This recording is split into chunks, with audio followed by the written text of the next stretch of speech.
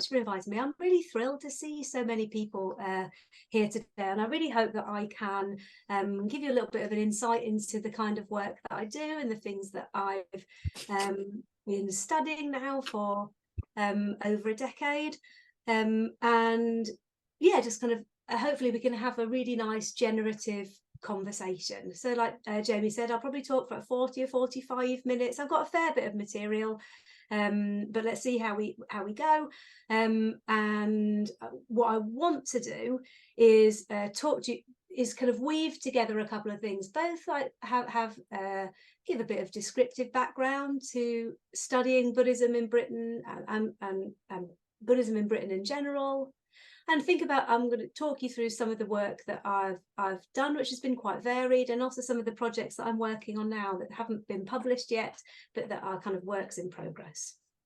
I was really excited. I was really sad to not be at the event in Birmingham, because I was thrilled by the theme that was chosen of being a Buddhist in Britain, because it speaks to so many of my academic and personal interests.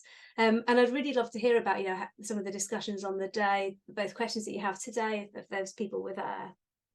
And so when I was asked to speak at that, I know I've been asked in my role as an academic. I work at the University of Leeds. I work in the Philosophy, Religion and History of Science department. I know I was asked as my role as an academic. So for the past 10 years, maybe more, I've been researching and writing about contemporary Buddhism in Britain. I'm a sociologist of religion, as Jamie said, and my work is heavily influenced by methods of ethnography, listening, talking, observing, participating. I've written a number of different things about gender, about Buddhist buildings and spaces. I've most recently, and I've written about Chinese Buddhist spaces recently. I've done some stuff on secular mindfulness and on introductory Buddhist retreats. I'm going to talk to you all about that as we go. And some other projects I'm working on at the moment about recent BNO Hong Kong migrants and faith, and also about social class. There aren't that many academics working on Buddhism in Britain these days. And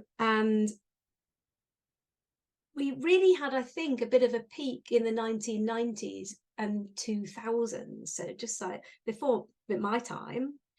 And what is interesting to me is I feel that it's sort of fallen a bit out of fashion to study Buddhism in Britain. And I've had conversation with some colleagues of mine who study Sikhism in Britain and Hinduism in Britain, and they kind of feel the same, that this kind of locality focused approach to studying religion seems to have fallen off, sort of probably in the late 2000s.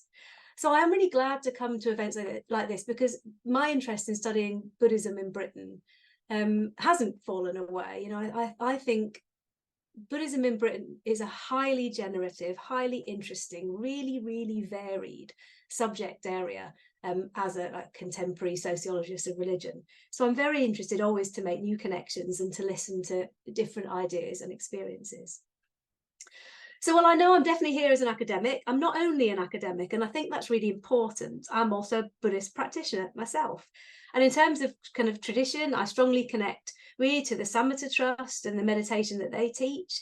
But I'm also a regular attendee and a trustee at my local Buddhist centre in Leeds, which happens to be a Tibetan Gelug centre.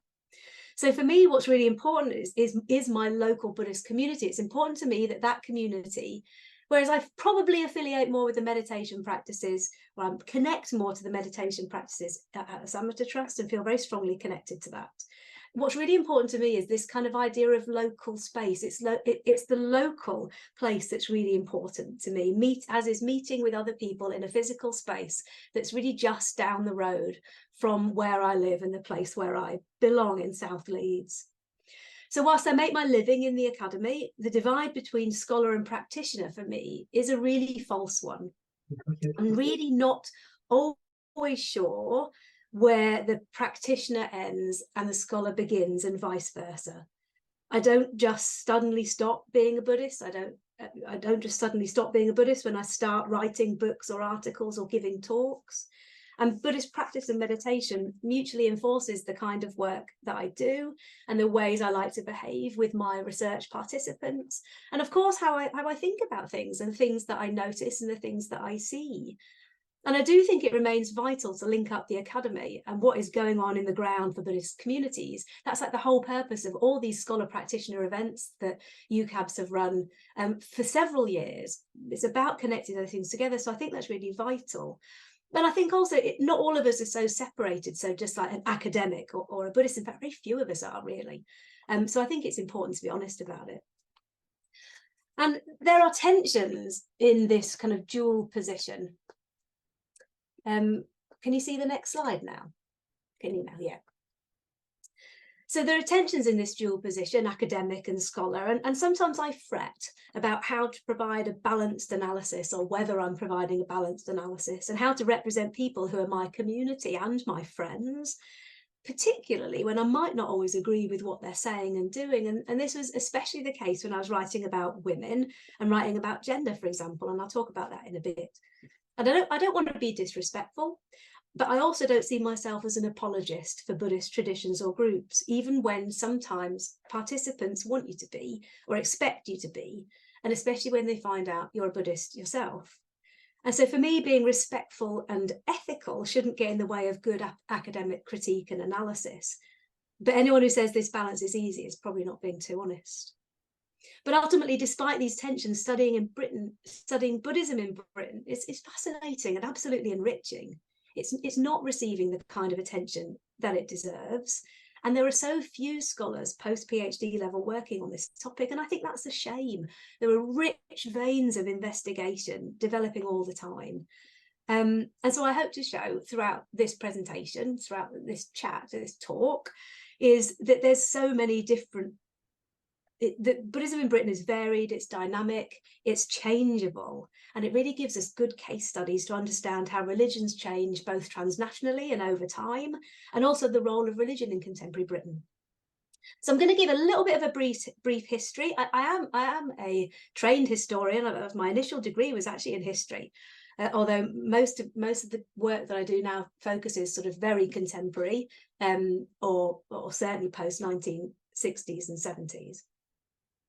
But I'm going to focus on, so I'm going to give you a bit of a brief history, but also just to contextualize, but focus particularly on some things I've studied over the last 10 to 15 years and some projects that I'm working on now. So I hope this gives you an informative picture of the kind of work that I do and the stuff I like to do, but also about different aspects of the subject of Buddhism in Britain more generally. I want to say that all the pictures on this slide, apart from one actually, I've taken myself. I've collected over the years of different sort of study areas that I've done. So I hope you'll enjoy some of the pictures as well.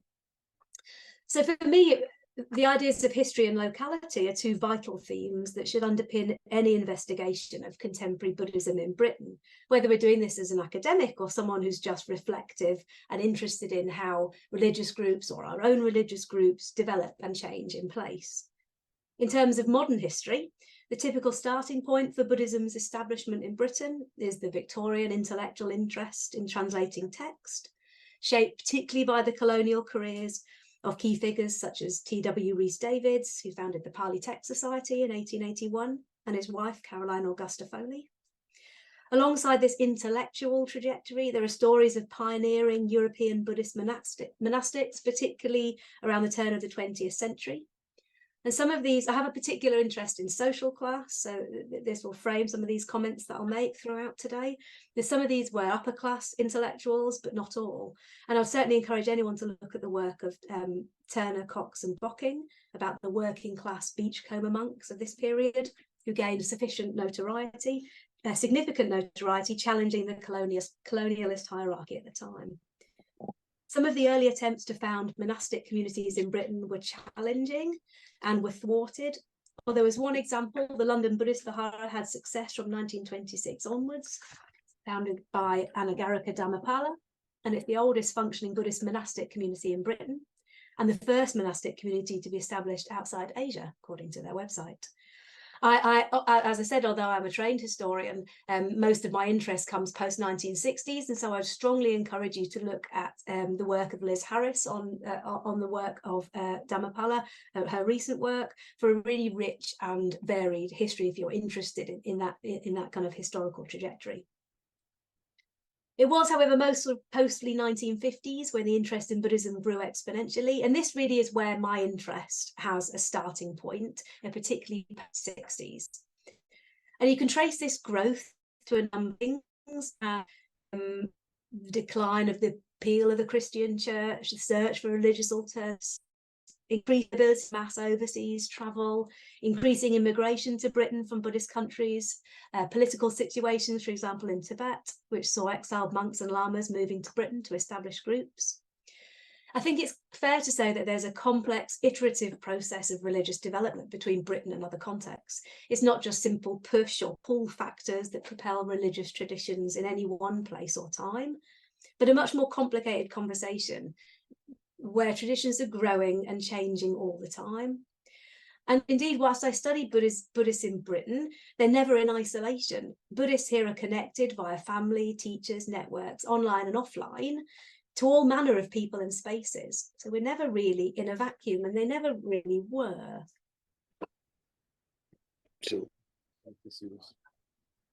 So while statistics don't tell us everything, they do provide a useful marker of change, and one that sociologists like me like to pay close attention to. You know, I get whenever it was like a party when the most recent census data came out, and I don't want to tell you how many nerdy things me and my sociology friends did trying to guess the census data before they came out and what prizes we awarded for the people who were closest.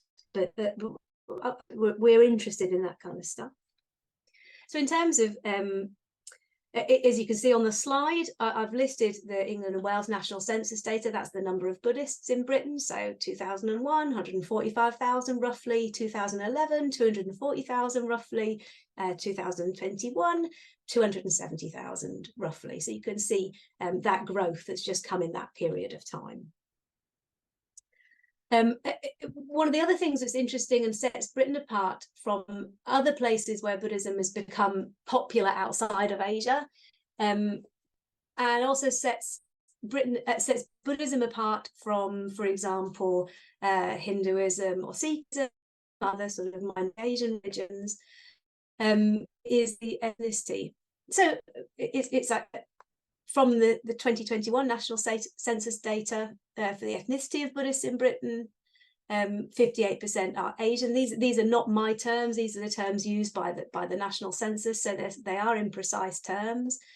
But what's interesting, I think, and what sets Buddhists apart from Hindus or Sikhs or Muslims is that actually a really significant proportion of Buddhists in Britain are white. So that's 31%.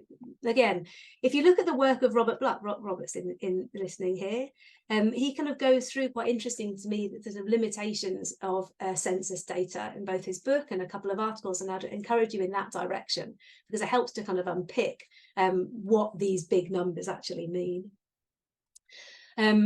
But beyond kind of being concerned with the site terminology and what actually it means, what do we mean by saying this 31% of Buddhists are white? You know, are these people who have converted in adulthood, or their second, third, whatever generation? You know, what does it actually mean?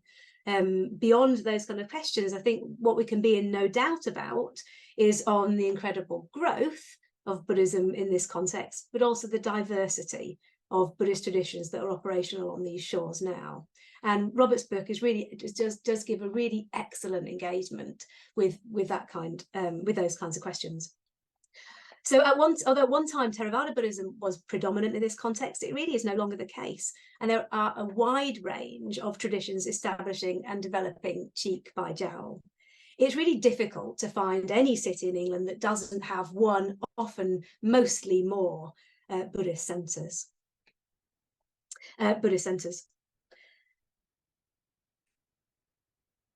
So although, as I said, the number of Buddhists according to the census is growing every time, a greater growth between 2001 and 2011 than in 2011, 2021.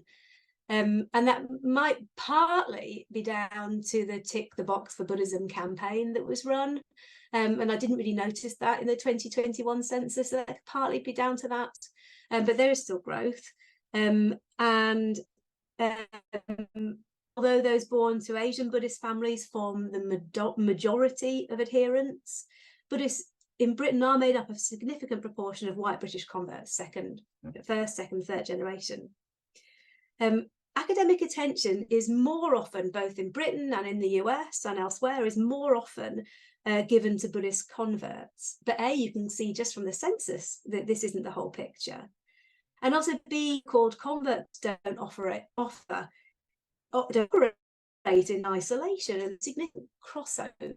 To say that a group focuses on Buddhist converts is a bit tricky, because we don't quite know what it means to convert and what that actually means for people, and not all groups only just focus on one section of the population.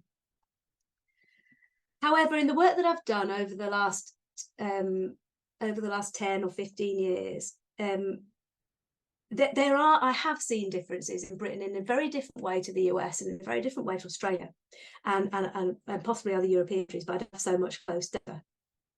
There are some differences with groups in Britain who mostly cater for specific communities from specific places outside of Britain, and those who don't. And that's my opinion, though, and I'd be really welcome to have a conversation with you about whether or not that's kind of too bold a distinction. But I think one really important question, both if you're looking at the census, if you're looking at other things, and questioning about what it means to be a convert, and when you're talking about Buddhists in Britain, we need to say what or who do we mean? And in Britain, as in elsewhere, Buddhism has been an example of a highly adaptive religion that changes depending on where it embeds. Scholars have long been interested in the ways that Buddhism has adapted to different places, and me too. Indeed, that's kind of forms the impetus for a lot of my work. And what changes when Buddhism kind of lands on British shores, or types of Buddhism land on types of British shores, is a key question, and one where we can have long conversations. We see groups that explicitly market themselves as British Buddhists, and those that are a bit British Buddhist, and those that are clearly set up for supporting one particular geographical community, and those kind of on the spectrum in between. For me, the interesting question is how and in what ways those Buddhist ideas are responsive to the particular places they grow up in. And I don't just mean Britain in general here, because there are vast differences between Buddhist groups operating in rural Wales to those in suburban London or the city centre of Leeds. And for me, what buildings we choose to operate in, what we choose to build, and those we choose to adapt say a great deal about us as Buddhist communities, where the buildings are, what they look like, and what they do. So that's kind of formed quite an impetus for me in kind of trying to understand Buddhism in this context, and using the built environment and space to do that. So I think it's really important to be critical of generalist ideas such as the West, without investigating nuances between countries, histories, and contexts. I actually further think it's difficult to talk of Buddhism in Britain, or being a Buddhist in Britain, as if it's one singular thing, not shaped by the peculiarities of specific local places and people, and the people that make up and live in those places.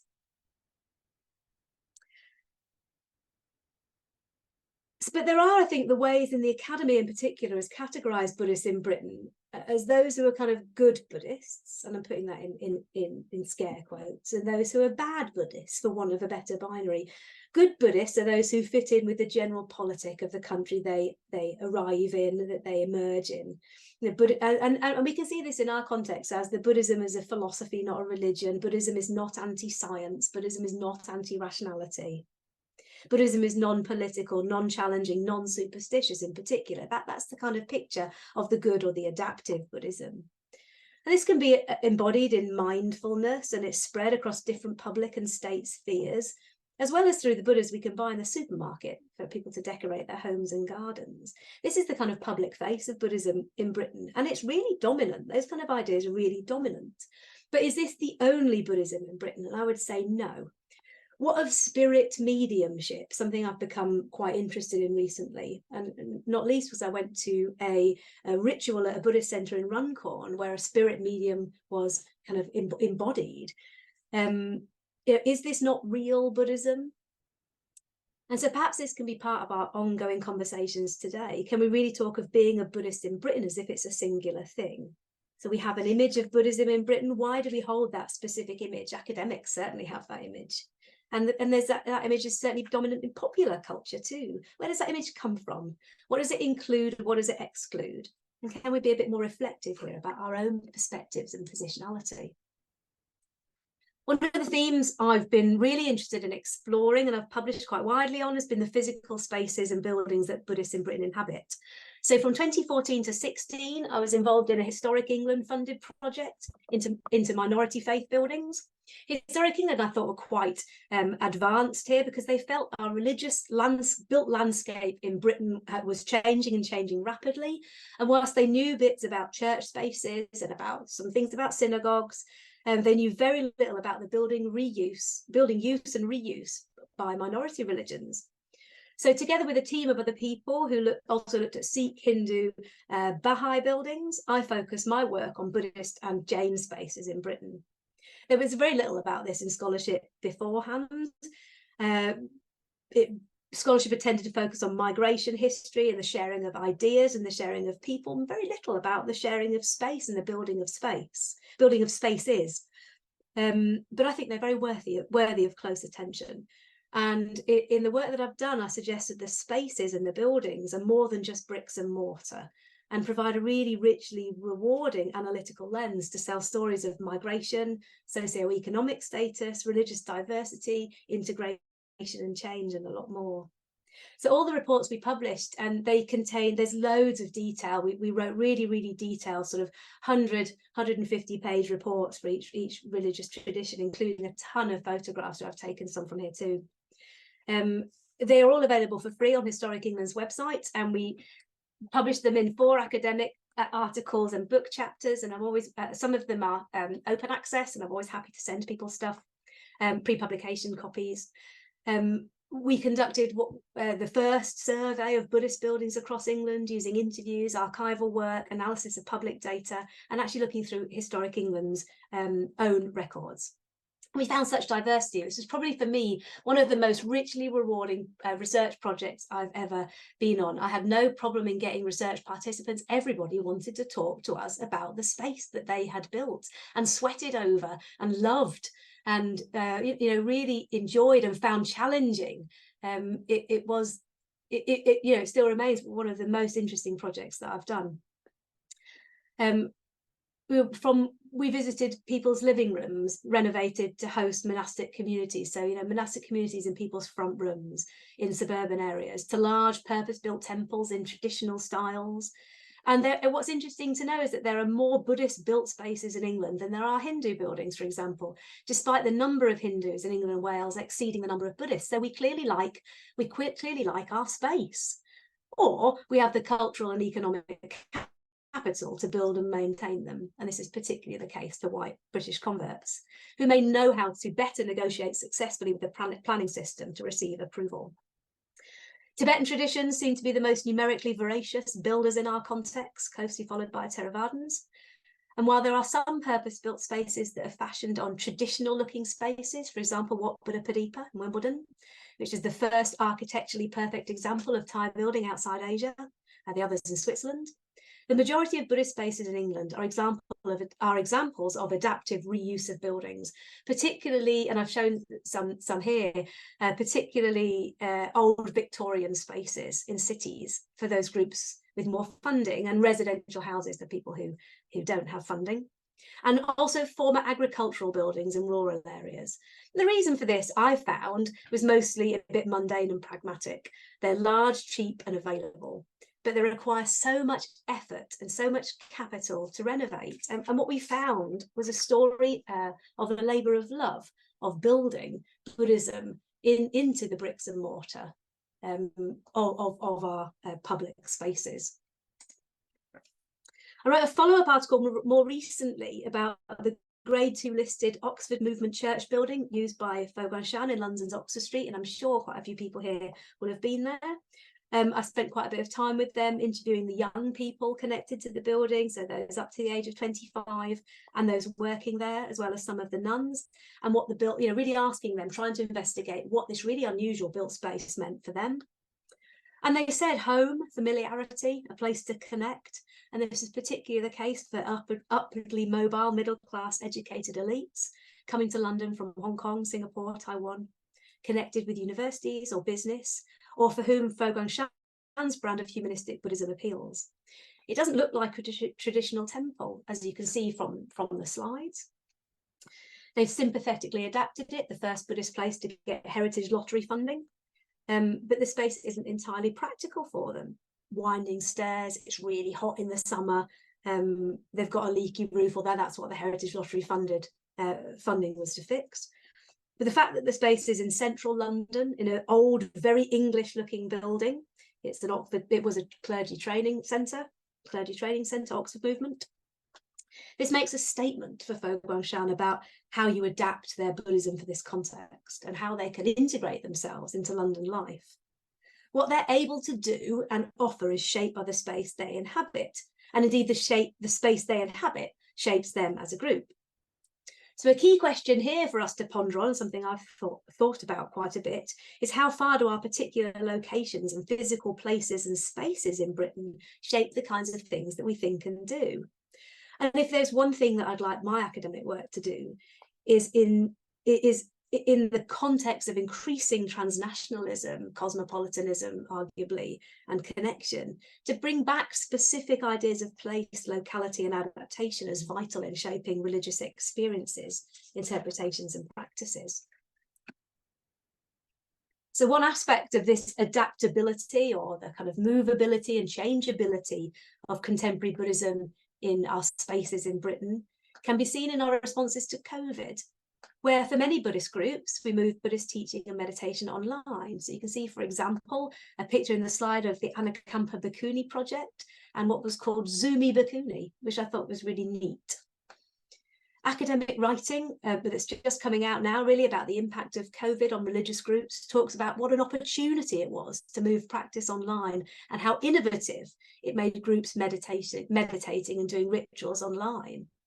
And suddenly, with the advent and broad take-up of this technology, groups were zoomed into the living rooms of people worldwide, giving them an audience much wider than their immediate local communities. So this is another piece of evidence about Buddhism's adaptability and the diversity of British Buddhist groups. They are not now, perhaps they haven't been for some time, just operating in immediate local areas, and are connected nationally and transnationally. And this shapes them inexorably and quicker now because of the internet and those kind of patterns of connectivity. However, whilst I recognise the opportunities here, the story I want to highlight actually is the impact of COVID on the physical community and community connections. So we've seen fewer numbers returning. I'm not sure if those of you connected to Buddhist groups would say the same, but certainly my Buddhist group, we've seen fewer numbers returning to our Buddhist centre in person, and greater numbers, not just in Britain, joining us for meditation online. So this is wonderful in a way. It makes the reach of a local Leeds Buddhist centre international in a way that it never was before. But there's a lasting effect on physical community in the spaces we use, which are now sometimes a lot emptier than they were before COVID, even though, of course, restrictions have shifted. So what does it mean to be a Buddhist in Britain when your spiritual interactions are with people online and in other countries and contexts more frequently they are than with your local neighbours?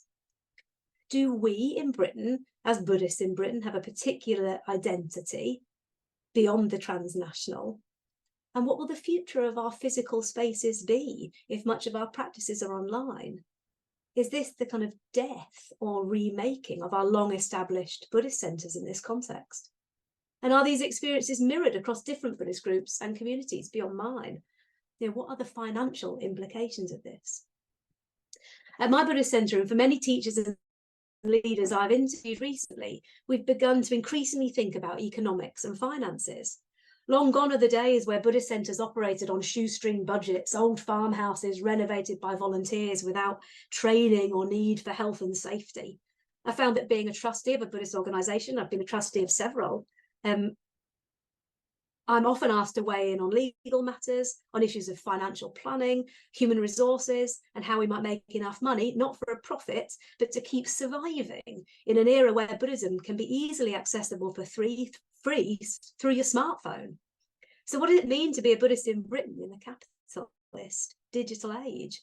Those who set up Buddhist organisations in the 1950s and 60s clearly also had to think about money. It would be naive to think otherwise. but it feels increasingly pressured these days when potential participants can simply access Buddhism and Buddhist adjacent practices for free and in an unregulated way through a smartphone. So I wrote a recent article. It was published in the journal Religion, which is open access, so anybody can access it. And if anybody wants to have any of these links to the things that I've written or the books of other people I've been talking about, you're welcome to let me know. But I wrote a recent article about how Buddhist groups across tradition divides are using secular mindfulness as a way to survive financially and also culturally. So over recent years, I noticed that a growing number of Buddhist groups in Britain had started offering secular mindfulness courses and classes, explicitly said these are secular mindfulness courses and classes, but taught by Buddhist teachers and in Buddhist spaces. Many were advertised as explicitly secular, but hosted alongside Buddhist teachings such as puja or dharma talks. So again, to get the data for this article, I undertook several interviews and observations of these teachings and where and how they were advertised across 15 different Buddhist groups of different traditions. So in this article and in this work, I argue that secular meditation approaches have been variously adopted by Buddhist groups so that they can appeal to a wider range of people, bringing in much needed revenue for financial security and sustainability, as well as carving out greater cultural relevance in a society where secular mindfulness now has great purchase and great visibility across all our state and public sector structures, schools, hospitals, prisons, etc. However, what I argue is the boundaries between what is called the secular and what is called the Buddhist are not always clearly demarcated. And as ideas and labels, they operate consciously by Buddhist organizations in symbiosis, enabling Buddhist groups to navigate multiple audiences simultaneously, sustaining and developing their position in the public sphere. So ultimately, I argue that this engagement with economic and political sustainability isn't new. It's something Buddhist groups have been doing from the beginning. It's also not uniquely British. But that using this secular label, explicitly secular label, is relatively new. And it shows how contemporary British Buddhists are different to their forebears, because we have to adapt to the prevailing social and cultural situation we find ourselves in order to survive. And it's not easy in this economic and political environment to operate and maintain a Buddhist centre. And organisations do need to be adaptable in order to be sustainable. One of the other aspects of adaptability I've also written about recently, and I think it's just about to come out, is the widespread adoption of introductory Buddhist retreats in Britain, and what their function is for British Buddhist groups and organisations, particularly as this relates to the economic benefits of engaging with ideas of spiritual tourism. So this is a chapter that I'm just about to publish in the Oxford Handbook of Lived Buddhism, which is coming out, I think, early next year, could be earlier online. So in this work, I argue that a growing number of transnational Buddhist groups in contemporary Britain engage with spiritual tourism explicitly through the provision of introductory retreats targeted at non-Buddhist audiences. Those retreats, which are often, I'm sure plenty of us have been on them, I certainly have, often over a weekend or longer, typically focus on teaching the basics of meditation and adjacent Buddhist beginners, in inverted commas, practices, while aiming to develop community, deepen and solidify Buddhist practice on British soil, and respond to demands for improved mental, physical and spiritual well-being in wider society. So whilst the idea of retreat from the householder life for both longer and shorter periods is well established in Buddhist traditions, what's new from my research is that some Buddhist organisations and teachers in Britain have begun to carefully and consciously utilise mainstream and social media to advertise their courses as part of it, really the agenda of spiritual tourism, to attract the wider non-Buddhist public. So Buddhist organisations are now regularly featured in British media articles that reference activities designed to enhance overall mental, physical and spiritual well-being for the general public. So, for example, this is a title from the Daily Telegraph, the 10 UK holidays that will make you a better person, featured a number of Buddhist retreats. And more recently, the 10 of the best UK retreats for 2023 from The Guardian, again, featured a good number of Buddhist retreats. So in some cases, including on the websites of British Buddhist centres and their associated social media, Introductory retreats seem to be marketed to me like short break holidays for improving mental, physical and spiritual well-being. Some of them complete with 3-course meals and sometimes spa-like facilities. I wouldn't say the one on the slide is an example of that, to be fair. That is the Land of Joy up in Northumberland. I would not say their retreat huts are spa-like facilities, so that doesn't quite that doesn't quite reflect what I'm talking about.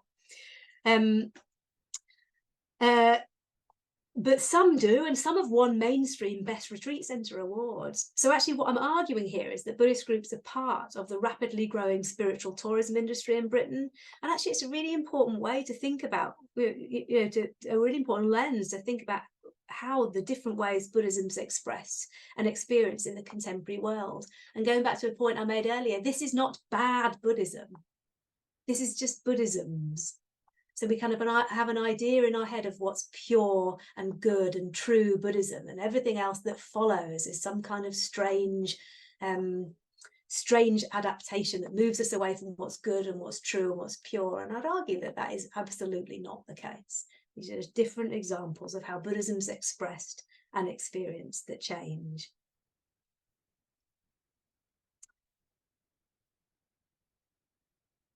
So although it's a while ago now, I thought it'd be important that I mentioned some of the work that was actually my PhD and my initial focus and what started off my research in Buddhism in Britain.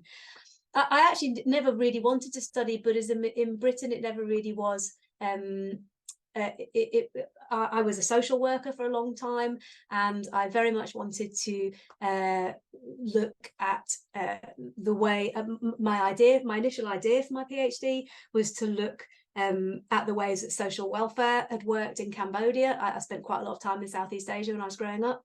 And that's really what I wanted to do. I wanted to go over there and see how Buddhism functioned in relation to social welfare. But then I had a child, and I decided I couldn't spend long periods of time away. I still wanted very much to do a PhD, to have a little break from social work that turned out to be rather a longer break than I'd anticipated. And it turned out to be a lifelong break from social work. But I was in a coffee house, waiting for a coffee, and right in front of me was this someone who is incredible, Scottish Buddhist nun. And we had a chance encounter. Some might say not chance, but we had a chance encounter in a coffee house, which led me to my PhD topic, because I knew little about Buddhist nuns in Britain. I hadn't paid a huge amount of attention, even though I'd been involved in Buddhist groups for a long time personally. I'd had very little kind of awareness or engagement.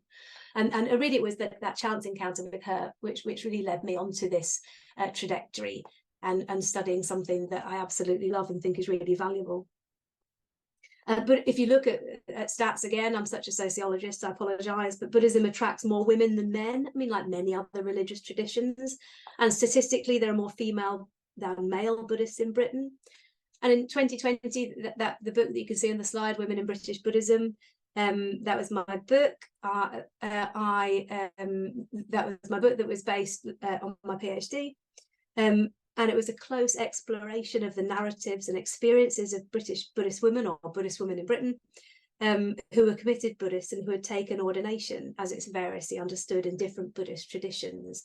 I love doing this study too, not least because my participants were wonderful and shared so much with me and really helped me. And I took a life course approach to this study, starting with thinking about childhood experiences, especially childhood religious practices and affiliations, and then what led women to connect with Buddhism and to convert, and their attitudes about what that term might mean. And then I explored their journey to deepening commitment, as well as looking at attitudes to gender equality and women's roles within British Buddhist groups, which are not straightforward and certainly are for many groups, even those groups that have on paper equality between men and women. It's not uncontroversial. I took an interesting detour in my book and also looked at dress, including hair and naming practices, hence the photo, the picture.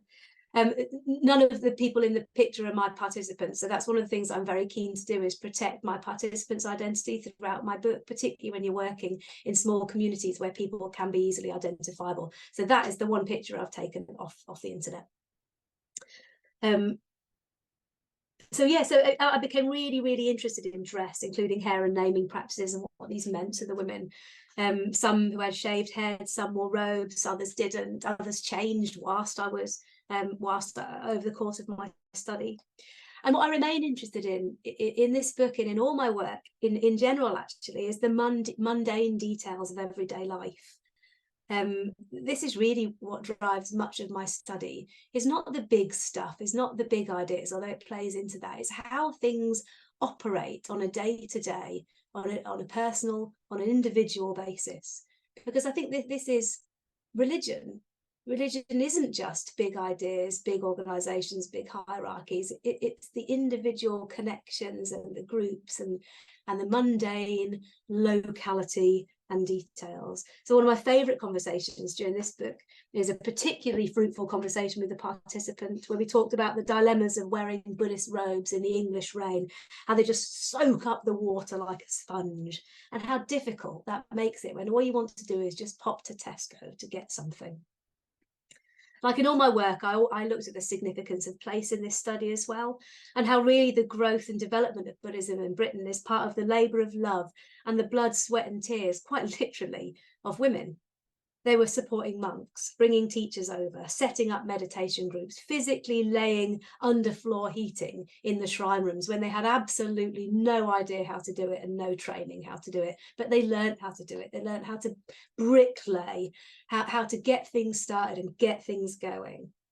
And I still remain not that interested in the high profile women, those who we automatically associate with either Buddhism in Britain or Buddhism more generally, more the rank and file women whose names really are not going down in history books, but whose stories are fundamental to how we experience Buddhism in this country. And often this story of women's work, in my opinion, is forgotten in the histories of Buddhism in Britain, or simply becomes a bit of a footnote that we tell. But I wanted to make sure that it was front and centre and it was recorded and acknowledged. And I hope I've done that justice. So before I finish up, I've got a couple of things I want to, I've given you a little bit of an idea of some of the work I've done, and there's 2 further projects that I'm currently working on or hope to start working on soon. The first, I've taken more progress on, this is start writing up into a journal article for next year, is on British Buddhism and social class. This is a really understudied topic. I mean, social class in general in relation to contemporary religion is relatively understudied. There is so much work on Buddhism in Britain, especially on converts, who say that converts are generally very middle class in education, economics, social outlook, location. But this really hasn't been dug into any depth. Again, literally, it's just like a throwaway comment, generally middle class. And really, I want to investigate in this work, what does it actually mean to say something is middle class? What are the implications of this? Is this the whole picture? Which I think it is not. So the project I'm working on, inspired by the Buddhist centre I attend, which has in the main economically prosperous and educationally advantaged Dharma members, but it exists, and you can see from the pictures here, in a highly socially deprived part of Leeds. So this organisation was initially established in the mid-1990s, and in 2019 they relocated from a small upmarket rented city centre office space. So you can see on the slide this 33,000 square foot warehouse in the post-industrial south of Leeds. This area is one of the most socially and economically deprived in the country, facing issues of crime, antisocial behaviour, underemployment, and up until recently it was home to the controversial managed zone, which is the first legal red light district in England. So as part of the move, the Buddhist Centre rebranded as a community centre, offering outreach to local residents in need alongside Buddhist teachings and puja. So although some involved in the centre management saw the move as an opportunity to promote socially engaged Dharma in action, as well as to gain more space and permanency, there was some consternation from some quarters of the Buddhist community, a proportion of whom didn't follow the Buddhist group to the new centre. They were concerned about physical safety in an area of high crime, the not nice area with too many sex workers, and the geographical distance from the more affluent suburbs where many of the community members lived and worked. And I'm not kind of undermining those concerns in saying that, actually, because I think actually they are very real concerns.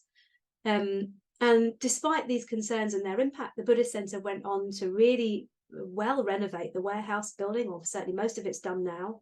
And they now run regular community activities such as pre-loved clothing sales. They operated, actually, in my opinion, really heartbreakingly, we operated as one of the warm spaces over last year. I thought it was just an absolute tragedy that that had to happen, that we had to open up as a warm space just so people in the local area could get warm for half an hour to an hour. And new volunteers and paid employees have been drawn from the immediate community, and the Buddhist Centre has made connections with local organisations to draw up plans to collaborate for improvements to the local area. However, despite these moves towards integration and really a right attitude towards it, there is a sense of division in the activities in the centre, and between the Buddhist community, which is actually now predominantly online, and the local residents. And actually, I argue that class has something to do with this. In the words of one of my participants, between middle class, quote unquote, posh Buddhists who travel to the centre for Dharma activities and then return home, and the working class local residents. So although these issues are kind of really articulated openly, there has been, I think, a sense of frustration with some of the older middle-class Buddhist hierarchies' inability to understand those who might not have the cultural and economic capital to undertake long retreats in Asia with famous teachers, and actually some limited appreciation of the harsh realities of life for those local residents experiencing poverty, violence, and addiction. Excuse me. So there's an interesting tension here between the kind of community work that we want to do and our meditation practices and rituals, and a kind of idea of ourselves as Buddhists and what we're here to do. And these are the kinds of things I'm kind of pondering. So I'm taking a tripartite approach to looking at that, using kind of three ideas, both the approach taken by transnational Buddhist organizations to class, conflict, relations, and consciousness, the assumptions that they make about their communities and individuals, and in particular the impact of the aesthetics. So I'm really interested in the kind of aesthetics that we choose to decorate our Buddhist centres, in the way we choose to decorate our centres, and what that says about us, including the food we choose to serve. If we choose to serve tea bags that cost £6 or £7 a box, that says something about who we are, who we envisage ourselves to be. If we have a kind of very pared back minimalist aesthetic, that also says something about who we are and who we choose to be. The vegan food that we might choose to serve, that says things too. All these things send out subtle and not so subtle messages about who we are, who we want to attract, and who we want to be. And I think this is a topic that's well worth delving into. Just really briefly, the last project that I'm hoping to start working on, I'm awaiting grant funding news, and other academics will know what a torturous process this is a collaborative work with colleagues at East Asian Studies at the University of Leeds, which focuses on the faith, identities and practice of recent Hong Kong BNO migrants, who form a really substantial part of our migration picture since April 2022, when they changed the visa rules. So what we're looking at to do is an arts-based project in Leeds, Sheffield and Manchester, looking at how religious belief has shaped contemporary Chinese communities through migration experiences. We're looking at recent migration stories, and we're hoping to use poetry and arts-based methods to do a new museum exhibition in the Voices of Asia Gallery in Leeds City Museum. So those are kinds of the things that I'm both the work on social class and the new, less developed work on migrants, on Hong Kong migrants, identity and faith, and that's both Buddhist and Christian as well. So I hope this has given you some overview of some of the things that have concerned me in my study of Buddhism in Britain over the years, and also what a varied and vibrant area of study this can be. You know, I've done some things, other people in this audience today have written things too. There's loads of different things that none of us have studied or looked at. And I really welcome being invited today. I'm very grateful. I hope that you have found it interesting, because I think that this topic that we had for the day in Birmingham that we've taken on today, being a Buddhist in Britain, I think it's a really important one. I think it's one that deserves quite a lot of unpicking, what Buddhist Britain and indeed being means. We can unpick every single one of those terms and think about them. And it does matter, even in an era of unprecedented transnational connectivity. It does, our locations, our physical spaces, our class affiliation, our gender affiliation, these things do matter to how we, the image that we portray, the work that we do, the connections that we make. It does matter. And a running thread through all my work is that place, time, space all shape religious practice. Buddhism does not exist outside its social and temporal location. And it's important to see Buddhism as part of a transnational and a historical movement, but also as rooted and shaped by a particular space and a particular time. And that is dynamic and evolving, and it changes all the time. So there's kinds of ideas I've had around secular mindfulness and the economics, you know, it changes to adapt to particular settings and pressures. So just to conclude, there's so much more to study. I think this is really the tip of the iceberg in the field of Buddhism in Britain, and I really hope that we can continue these important conversations together. And I welcome any questions that you have, anything that I've said or on other things. Thank you. Thank you so much, Caroline. That was really wonderful. A fantastic overview of Buddhism in Britain, historical and contemporary outline. Thank you so much. Gave us an idea of what Buddhism is like in this country, and you opened up some of the more tricky questions and more specific questions, and mentioned some of the accepted norms about Buddhism in Britain today. And I think that's a really interesting starting point, and a lot of interesting questions there that, as you say, need to be unpicked. And I totally agree that there is a lot more work to be done. So thank you. And I hope the audience here enjoyed that. I always think on Zoom it's a bit of a shame because you don't get a round of applause, you know, so I'll do it on the moment. I'm just going to remove your spotlight so I can see everyone on screen.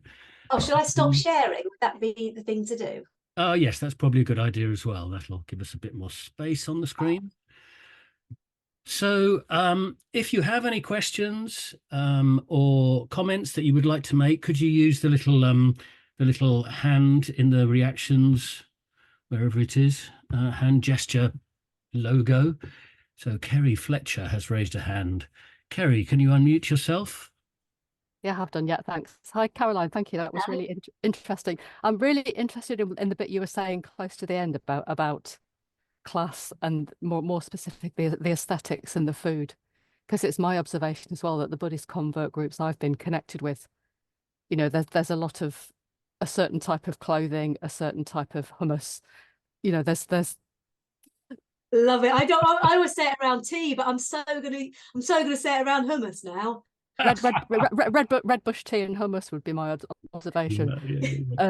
But I mean, to ask a kind of serious question, I mean, do you think it's inevitable that we kind of form these groups sort of form around the same sort of, I don't know, divisions and demographics and all the kind of things that we normally group around? Or are there ways genuinely of being more aware of that kind of stuff? Because I think you project something, don't you, when the way you, and it's more like the things you take for granted or the jokes you make or the references you've got, that if you come in as an outsider must be really quite slightly frightening, off-putting, alienating, however you want to put it. Absolutely. Do you think there are ways we can overcome that and genuinely become more diverse, or do you think it's just inevitable in the way human groups form themselves? So I think both. So I think it's inevitable, but I think that there's a way that we can overcome it, and the way that we should overcome it. And part of the way to overcome it, I think, is to air it. You're laughing about the comment about hummus, or, mine's like this chocolate yogi tea that was served up at the Buddhist Centre. I was like, oh, that looks amazing. I'm not spending £8 a box on some chocolate tea. Like, who does that?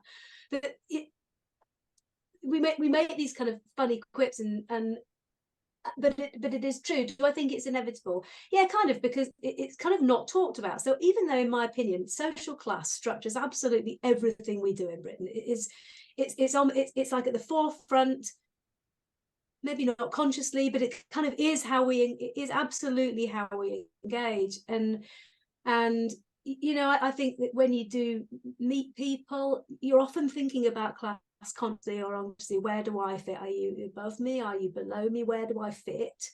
I think it is inevitable, both in terms of the British context, but also in terms of the human context. We kind of think about those kinds of groupings. I want to say really quickly that I absolutely love the aesthetic at the Buddhist Centre I go to in Leeds, not least because it kind of looks a bit like my house. And this is where we consciously project our ideas. I live in a Victorian house. This is 1930s factory, so that's slightly different in time period. But we've stripped back the floors. And I say we, it wasn't me. The floors were stripped back, and I'm not taking credit for it, is what I'm saying. It's done by hard work of others. The floors are stripped back to kind of like, wooden floors. They're glossy, they're minimalist on the walls. We've kind of done the exposed brickwork thing. I think it looks awesome. And then I go back to my house and I'm like, oh wow, that looks like my house. This is like a middle class, and that's what got me thinking. I thought, this is like a real middle class aesthetic, and we've all kind of done it because that's what we like, and that absolutely projects a certain vision. Projects a certain idea. And the Buddhist Centre I go to, we're in a pretty ropey part of Leeds. And I remember some builders came in the other day, and we're kind of serving like vegan food, or mostly veggie food and vegan food. And so builders came in like wanting a bacon sandwich in their high vis, and like they couldn't get it, and they were clearly taken aback by what was going on here. And it was just so, and I was watching them and thinking, God, that is so confronting, just through the idea of food. And they kind of looked around and they were like, no, this is not for me. And they all backed out. And it's like, wow, we really are projecting this kind of thing. So do I think it's inevitable? Probably. And it's certainly more inevitable if we don't air it and don't discuss it. And actually, what's really lovely in the Buddhist Centre I go to, I've talked about these class kind of things all the time. I'm pretty open about talking about it. It's not overly conscious, all the things, and I won't be aware of all the things either. And what's really important, I think, is to engage voices of people from across the class spectrum that aren't just my voice, but that are voices of people across the class spectrum, particularly from people who are more marginalized. And I think that's where we might have productivity. So yes, it's inevitable, but yes, I also think that by airing it and talking about it, we could probably make a change in our communities. Thank you very much. Mariano, you have your hand up. Yeah, thank you. Can you hear me? Yeah. Yeah. Thank you, Caroline. It was fabulous. I was thinking about whether you got any idea on the number of people, and I suspect most of them are whites, and the whites are just over 50,000 probably, or who do not really belong to any group, who float around, and who are exploring modern narratives, are not happy with the Abhidharma or Yogacara. They are more inclined to explore what is coming out of cognitive neuroscience and all the exciting stuff. And what does it mean for Buddhism in Britain these days? Because many of the groups, the groups are either traditional and with some adaptation, like the Forest Sangha, for example, and some are new, but still, some of them Asian. I mean, Soka Gakkai comes from Japan. New Kadampa tradition is mostly Westerner, but it owes a lot to the Tibetan tradition anyway. Whereas the converts most of the white converts, where do they fit? And what does it mean for us? That's a really interesting question. Actually, the truth is, I don't have an answer to that, because I've not really ever spoken to anyone about cognitive science and how that fits. Was that your question? Well, that one is just one example. Yeah, it is So you're not. asking about how converts fit in with traditional Buddhist structure? Yeah, because I got the impression that many whites, actually, I can see it at the Buddhist society as well. You know, they might come sit with one group, another group, and so on, but they don't really belong to any. Some even come to generic classes, Saturdays, let's say, and they've been doing it for 20 years, which is a statement in itself. It is. Yeah. I mean, that's a statement about not about institutional religion, probably, as well. And that could be a statement about rejecting a kind of enforced religion of childhood. I'm actually seeing that changing with different generations, given that the UK is arguably becoming less religious statistically. So we have more, like, fewer people that are religious now than ever before, or who say they're religious on a census than ever before. A greater number of people who say they're non-religious. I remember talking to a Buddhist group recently that was saying that this was changing. Initially they were worried about those people who didn't want to go back into institutional religion, and they didn't want to kind of mirror that institutional practice. Oh, you don't have to participate in all the rituals, you don't have to do this, this is going to be non-threatening to you. Actually, this has changed a bit, whereas people who are brought up with no religion actually had none of that kind of baggage, that anti-institutional baggage. So I think that kind of idea is shifting. But of course, I don't think that, I think there must be many people that are, this is why, and actually if you speak to Robert Bluck, it's why in his really interesting investigation of the census and what the census actually means for Buddhists in Britain, is that we don't know what it really means.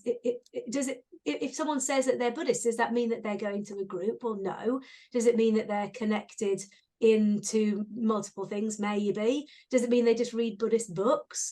Actually, all of these things is what the census might mean.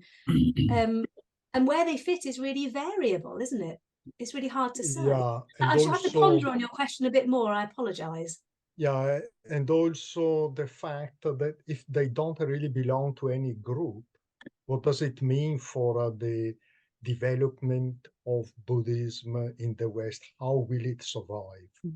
Well, yeah, absolutely. There is safety in the survival of groups, but this is the question that we're facing under COVID: is if all our participants don't actually grace the doors of our Buddhist centre, what does this tell us about?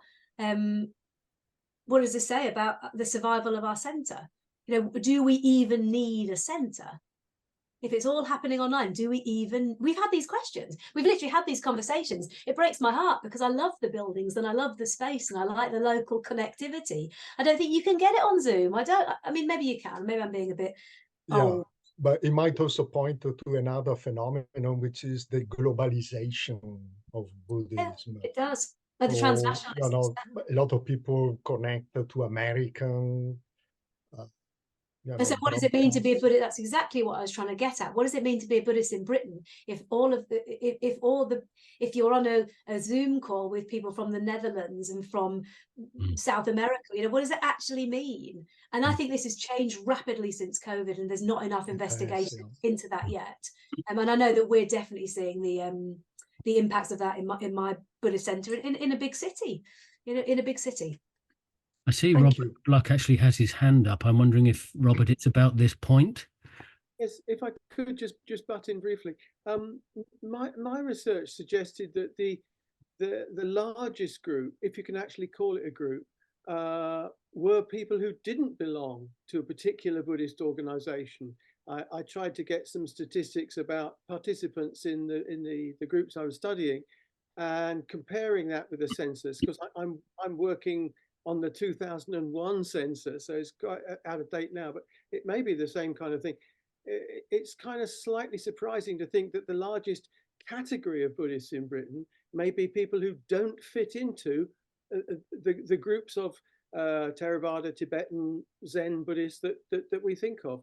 And if so, how on earth do we find out about them? Yeah. Good point. Thank you, Robert. No, I don't. You know, I'm connected to I'm connected to two particular groups, and maybe even more. I don't know. You know, I don't necessarily feel that I'm like one particular, you know, that I've drunk the Kool-Aid of one specific group, actually. And I'm okay with that. And the groups I'm part of, I think, are okay with that. You know, certainly. Now, I'm very open and honest about that. Sorry, what I meant was, what happens if the largest single category, the people who are outside groups completely? Yeah. What does it say? Yeah, I think it's really, they're really, really important sociological questions. I wanted to bring in Chulananda. I think, is that your name? How I pronounce it? Yeah. Correctly? Yeah. Okay. Sorry, I hope you can hear me. Yes. Actually, as you said, as Dr. Caroline said, I'm actually joining from Sri Lanka. It's actually 2 o'clock in the morning here. Oh, bless you. So, what I really want, I studied Buddhism in Sri Lanka up to O level, and then really didn't think much about where it goes. You got involved with research and practice and your jobs and everything.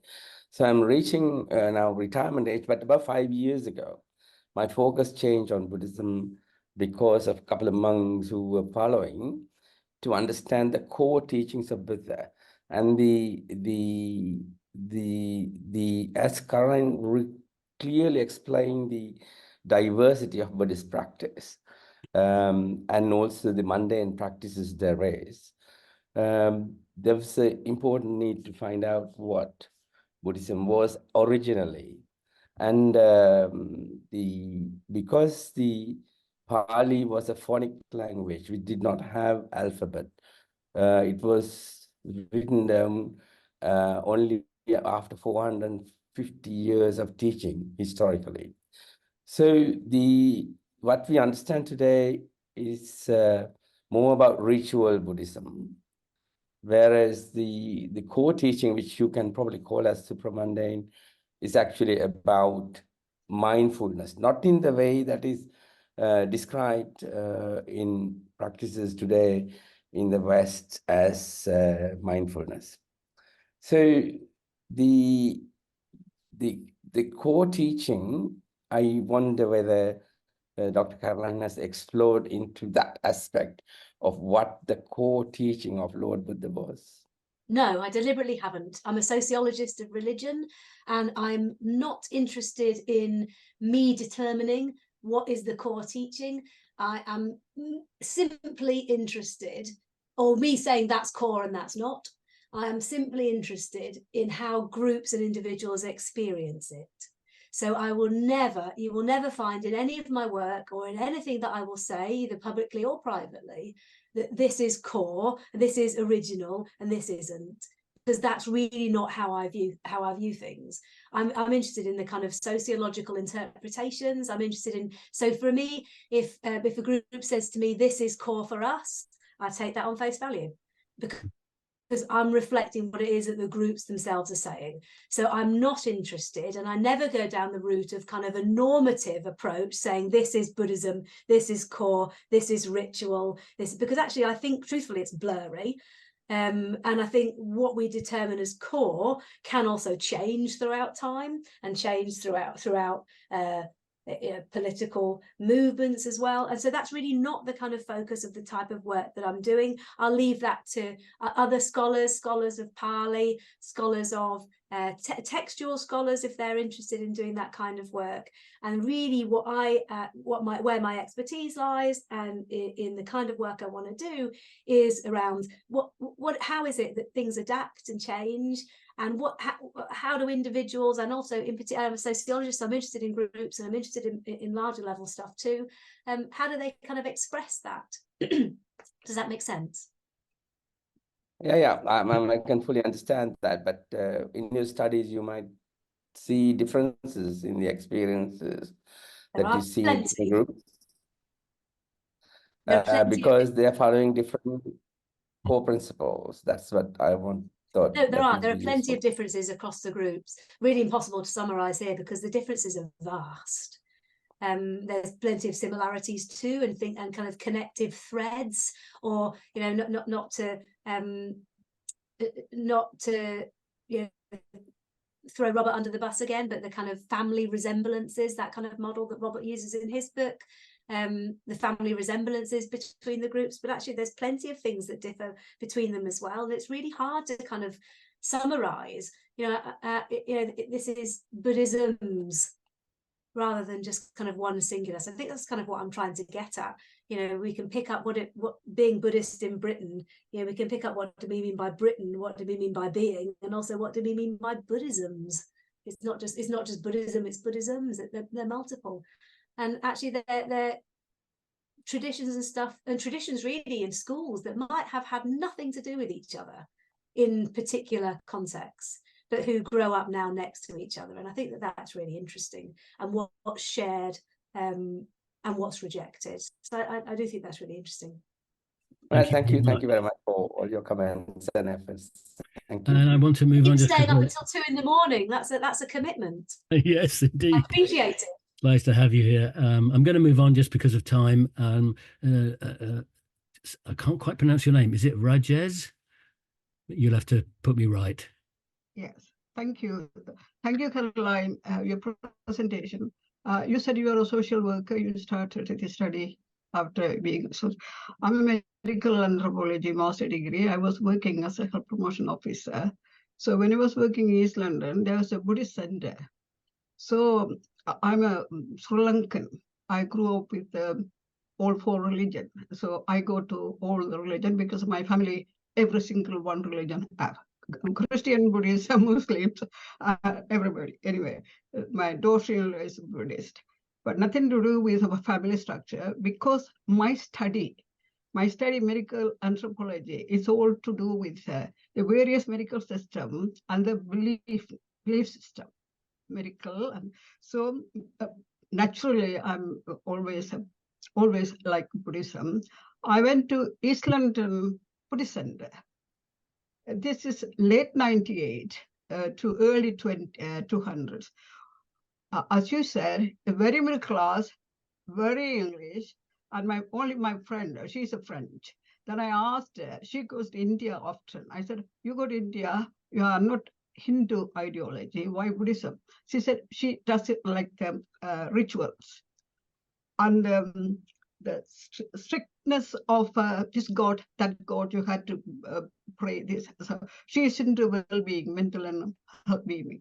So I felt so happy because, but I felt sad. I never seen an Asian except me. But after 25 years, I'm asking questions. I asked my friend, what's happening? She said, oh, can you believe one of the famous Asian origin politicians, she's just gone out of her job. Yeah, I know. She was one of them there. And so the still middle class, how we can encourage young people, because Buddhism is not anything to do with them. This is perfectly good for everybody's mental health, and real seriously. So how we can encourage young people to, we don't have to ask them to go to the temple, but encourage them to understand the philosophy. Because the people I met in the center, first come in a sense of looking for alternative from the various religious aspect. Thank you. Thank you. Yeah, I really enjoyed your comments there. It's absolutely right. You're talking about Suella Braverman and her connection to the East London Buddhist Centre. That's a whole thing to tease out. That's a whole mood. I think your kind of question about how can we encourage young people to get involved is a question that's asked so often in Buddhist groups, really worrying about how can they involve young people, how can they involve the next generation, and worry that things die. People don't want that to die, particularly when these groups and centres are, they really are developed. There are a labour of love to build, and you don't want them to die because it's a lot of effort to put it all in together. And there's different groups that have done many different things. Impossible for me to summarise now. A real particular focus. And I went not that long ago to a Sri Lankan Buddhist temple in Letchworth in Hertfordshire, so in the south still. And they were really kind of engaging with the secular and psychological kind of teaching way more than I'd ever seen a Sri Lankan temple in this country do before, in a really different way. So they've leaned full on into psychology, support, counselling for families, relationship counselling, addiction counselling, kind of really leaning full on into that. And I think I don't think it wasn't entirely as a gateway back into the temple, but it was really about kind of seeing to meet people where they were at, or meet young people who were busy where they are. And they were kind of saying, this isn't just about coming in, doing ritual. And I'm not criticizing that at all. I'm just reflecting the perspective of the Buddhist Center. But actually, we need to meet people where they are, and we need to support them where they are, and show them actually how this particular Buddhist practice can help them get over some of the issues that they're facing in life. So I thought that was quite innovative. It's certainly more rare to see a Sri Lankan Buddhist temple taking that kind of approach, but that's certainly present and prevalent. They work really closely with psychologists as well, NHS psychologists. So I thought that was really, I thought that was a really interesting example. So many of these different things happening across the country. Yeah, the East London centre wasn't Sri Lankan one. No, Triratna Centre. Yeah. Okay, thank you for that interesting question. Just because of time, I wanted to finish around 9 o'clock. I'm going to jump to Amal. If you can make your question fairly short, Amal, and we'll have a few notifications afterwards as well. Yes, thank you very much, Caroline, for really a brilliant talk. I thoroughly enjoyed it, and it was very, very informative. Couple of things. So I think you mentioned just some statistics about numbers, in that Buddhism, that there are about 270,000 Buddhists, according to the last census in Britain. And I think we can all agree that Buddhism really started, it's been around in Britain in a proper sense for about 100 years. So is that really a good level of growth, given it's been around for 100 years? I don't know if you've had any thoughts on that. And the question of whether, I know you've mentioned also that there's also, a tremendous number of traditions, various traditions of Buddhism now sort of next to each other in Britain. But is there something called British Buddhism developing on its own that's separate from these different other traditions, shall we say, that have imported their way into the Britain?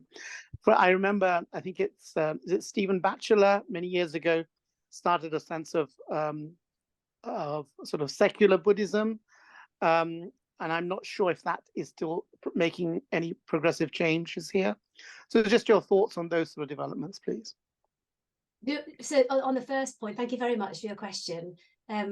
On the first point, is it a good level of growth? Well, it's still very small, isn't it? So Buddhists are still a minority religion. It's still very small.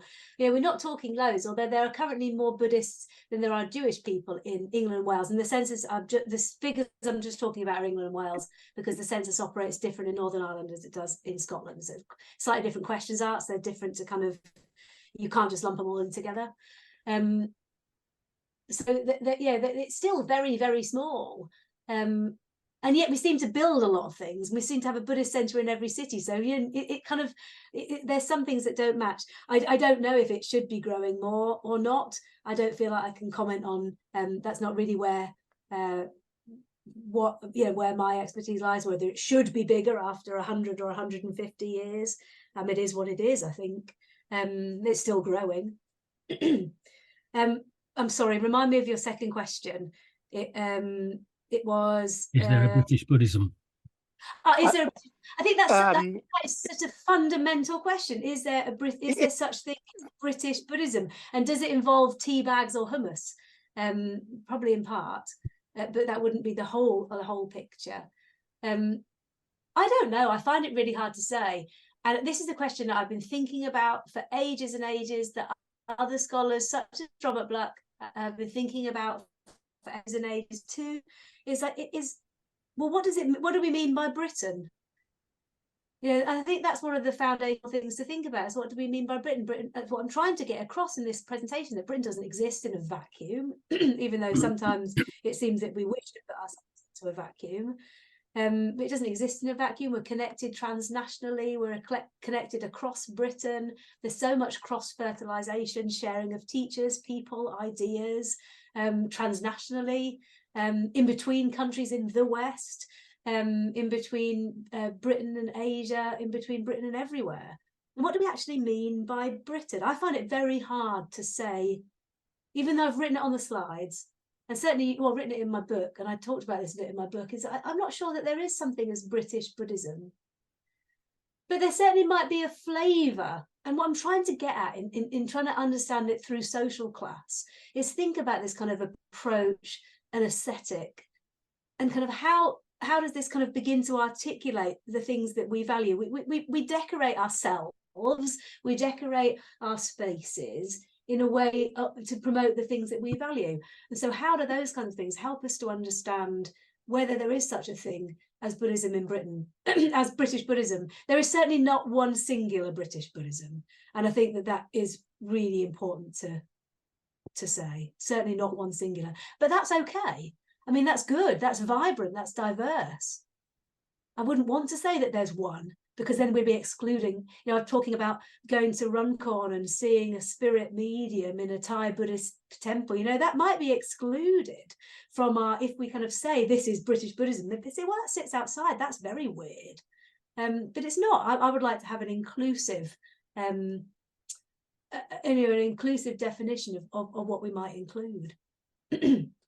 If that helps to answer it. It's a really important, it's a super important question though. Actually kind of at foundational, at the heart of everything I've wanted to look at, to be fair. Thank you very much. And just finally, Bronwyn. Thank you, Jamie. Can you hear me? I can. Yes, oh, good. Hello, everyone. It's just a comment on what Caroline was saying. Our Buddhist group's part of a European and international organization. And we have meetings where we meet together, and it's always seemed to me that we seem a bit different from some of the other groups. So although we're all part of the same group, there is, if you looked at us all from the outside, you could probably see the British people were not quite the same as the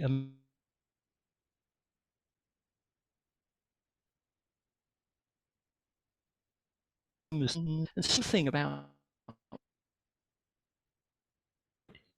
people who often say Brits can only be defined by what it isn't.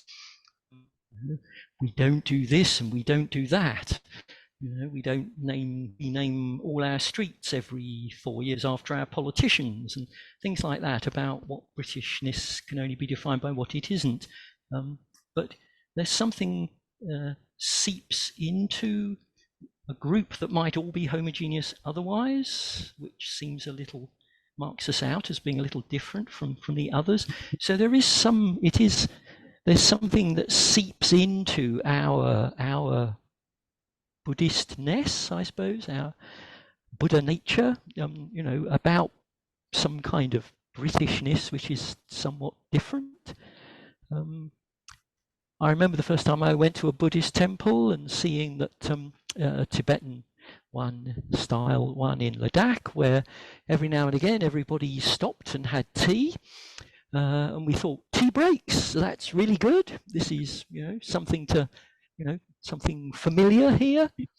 So there is something, some essence of British Buddhism, I think, but it's definitely there, but what it is, hard to describe.